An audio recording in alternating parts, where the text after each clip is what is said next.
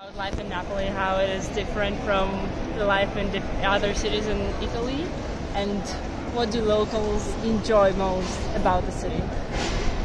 I would say that Italy is a country that is a very diverse country, meaning that life in the north of the country is very different from life in the south, which is different from life, for example, in Sicily. So it's definitely a trip from north to south. And in the south, and especially in Naples, we like to live a lot within the community. Everything that we do it outside.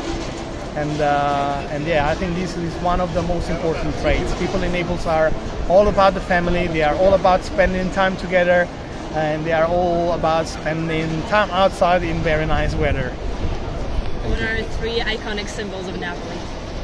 Oh, right. But not for tourists, for locals. I mean, for tourists, we just show what's important for us as symbols. And it's obvious choices.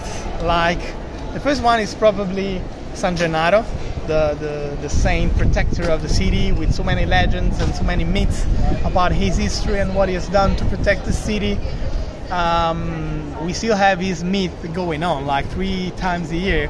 There's celebrations because the blood that we have kept from his body from the Middle Age magically goes from solid state to liquid state autonomously, independently 3 times a year. Believe it or not, but this is what happens. And if a Neapolitan has to wish himself or somebody else for something, he will just ask San Gennaro. The second one is the little red horn for good luck. You might have seen it everywhere in the city. Everyone is selling one. It looks like a chili pepper. It's not chili.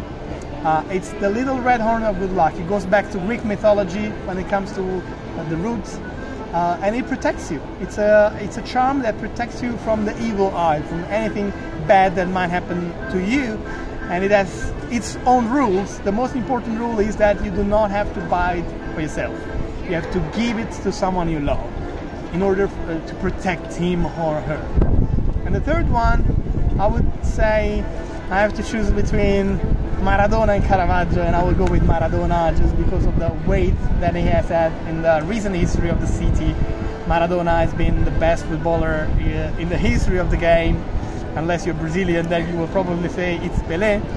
And again, he put us on a map. He came to play for a team, Napoli, that had never won anything in its history, in a country where the most important and powerful teams were all from the north, and he decided to come and play for a team in the south, very poor, we can say, and he brought us from mid-table to winning the leagues 2 times, and winning also a European Cup. And so he was our golden age for football, and he transformed the way we live football. And he also had a special connection with the city because he was from a very poor neighborhood in Buenos Aires, Argentina, which is full of Italian Argentinians. And so when he came to Naples, he felt like he was at home. And he felt at home, and he made us feel that he was one of ours, that he was a Neapolitan. And another quick question, where is the place where you feel the atmosphere of the city the most?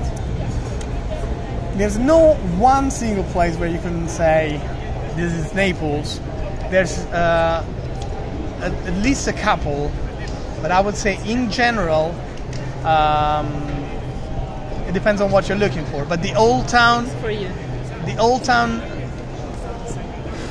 that's a very hard question. But the thing about Naples is that it's not a straightforward city. Napoli has such a complex history, so many things going on from all different countries coming to Naples, and so the city reflects that in its structure and in its neighborhood. So every single neighborhood of Naples is completely different from one another. There's the old town where we have most of the art and most of the places where you can enjoy walking around tiny streets from Greek times. Then you have the seaside where you can enjoy the seaside promenade, even in a fancy way, like fancy restaurants and elegant houses. But you also have some neighborhoods that are completely different, like the Vomero, which is the most modern neighborhood of the city, so you can feel more like a European atmosphere. And maybe then you have the Sanità neighborhood, where you have some poorer neighborhoods where Neapolitans just live together in very tiny spaces, and where you probably feel the city is more true to itself. But there is no one place.